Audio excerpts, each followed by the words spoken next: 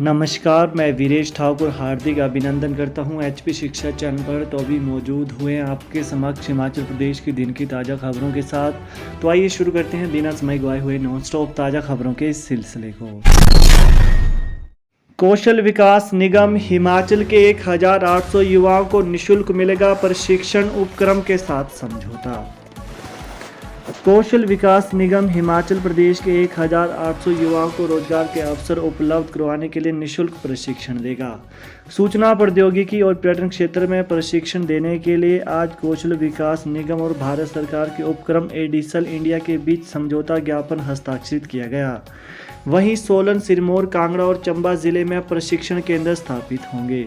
वहीं दूसरी ओर कौशल विकास निगम के प्रबंध निदेशक कुमुद सिंह ने बताया कि निगम और एडिसल इंडिया लिमिटेड ने सूचना प्रौद्योगिकी हाई एंड NSQF स्तर 5 और 7 पाठ्यक्रमों और RPL के पर्यटन और आतिथ्य क्षेत्र में प्रशिक्षण के लिए समझौता ज्ञापन पर हस्ताक्षर किए हैं। CGM एडिसल रत्नेश कुमार और निगम के प्रबंध निदेशक ने समझौता ज्ञापन पर हस्ताक्षर किए। कोविड-19 से प्रभावित 24 विद्यार्थियों की फीस का खर्च उठाएगी हिमाचल सरकार।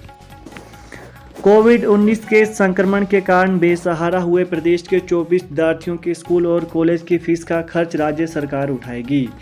केंद्र सरकार की PM केयर फॉर चिल्ड्रन योजना से इन बच्चों को लाभान्वित किया जाएगा। 11 मार्च 2020 से 31 दिसंबर 2021 के बीच कोविड-19 महामारी में माता पिता को खोने वाले बच्चों की देखभाल करने के सुप्रीम कोर्ट ने आदेश दिए हैं। वहीं उच्च शिक्षा निदेशालय ने बताया कि कोविड के कारण बेसहारा हुए 16 बच्चे सरकारी स्कूलों में पढ़ रहे हैं। 5 विद्यार्थी निजी स्कूलों, 2 कॉलेजों और 1 विद्यार्थी ITI में पढ़ाई कर रहा है। निदेशालय ने इन संस्थानों के प्रभारियों से 1 सप्ताह के भीतर विद्यार्थियों की देखभाल और सुरक्षा के लिए उठाए गए कार्यों की रिपोर्ट देने के लिए कहा है। पूर्व मुख्य सचिव P मित्रा का देहांत, कैंसर से जूझ रहे थे। हिमाचल प्रदेश के पूर्व मुख्य सचिव P मित्रा का देहांत हो गया है। वे काफ़ी समय से कैंसर से जूझ रहे थे और उनका उपचार चल रहा था। धारा 118 के तहत जमीन खरीद के मंजूरी मामले में उन पर विजिलेंस जांच चल रही थी। राजस्व सचिव रहने के दौरान उन पर धारा 118 से संबंधित आरोप लगे थे। वहीं वीरभद्र सरकार में मुख्य सचिव के पद पर तैनात रहे अनिल खाची को राज्य चुनाव आयुक्त के पद पर नियुक्त करने से पहले वे इस पद पर तैनात थे। P मित्रा मूल रूप से दिल्ली से थे। हिमाचल में ठियोग और अन्य जगहों पर भी उनकी संपत्तियां हैं। देश के सबसे ऊंचे नवोदय विद्यालय में प्रवेश के लिए 30 अप्रैल को परीक्षा।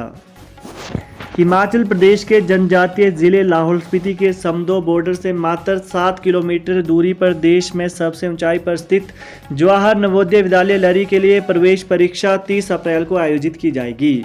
परीक्षा जिले के 3 केंद्रों में करवाई जाएगी। प्रधानाचार्य रतन नेगी ने बताया कि जवाहर नवोदय के लिए 30 अप्रैल सुबह 11:30 बजे प्रवेश परीक्षा आरंभ होगी। JOA पेपर लीक मामला, पुलिस रिपोर्ट के बाद परीक्षा रद्द करने पर फैसला लेगा कर्मचारी चयन आयोग। JOA की परीक्षा लेने वाले हिमाचल प्रदेश कर्मचारी चयन आयोग पुलिस रिपोर्ट का अध्ययन करने के बाद परीक्षा को रद्द करने पर विचार कर सकता है।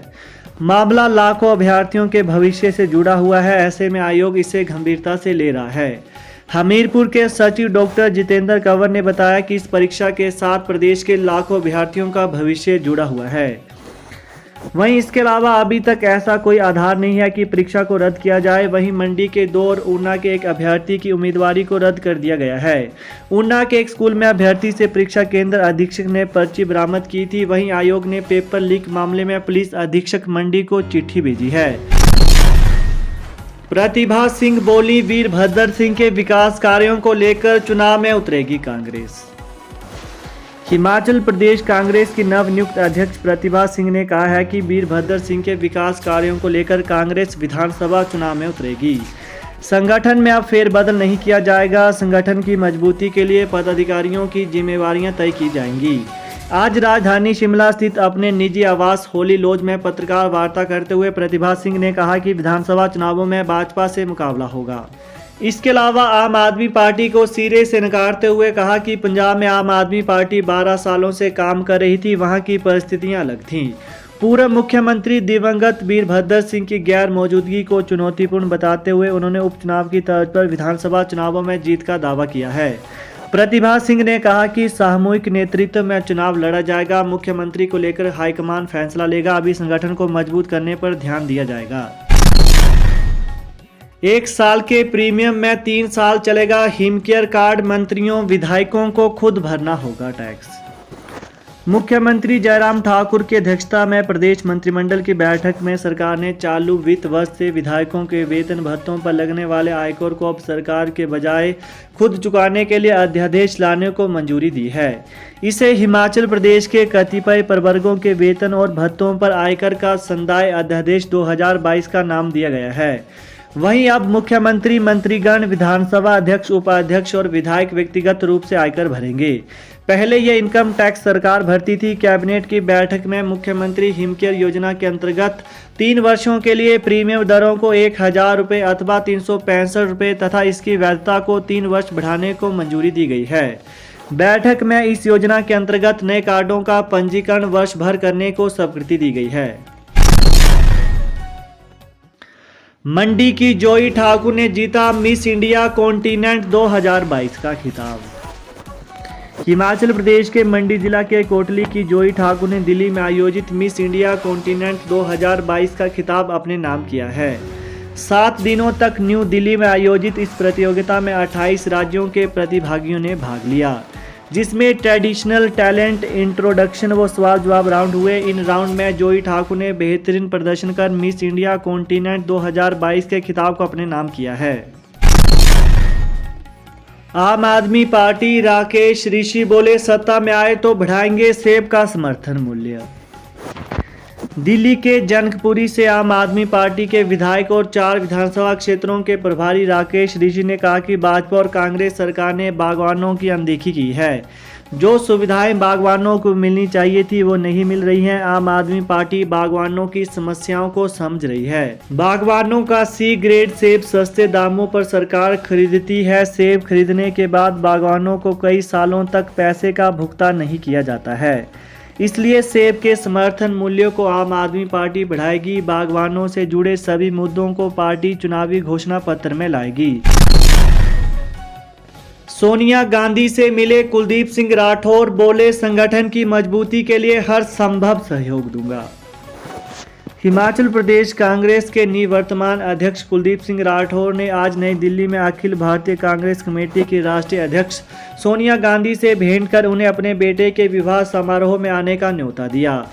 वहीं सोनिया गांधी ने कुलदीप सिंह राठौर और नव दंपति को अपनी शुभकामनाएं देते हुए इस समारोह में लंबी दूरी की वजह से न आ पाने की असमर्थता जताई है।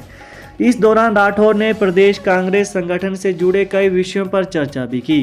कांग्रेस अध्यक्ष सोनिया गांधी ने कुलदीप राठौर के अध्यक्ष पद पर रहते हुए उनके कार्यों की सराहना करते हुए उम्मीद जाहिर की है कि भविष्य में भी वह इसी प्रकार पार्टी की मजबूती के लिए कार्य करते रहेंगे। पंचायत प्रतिनिधियों का मानदेय बढ़ा।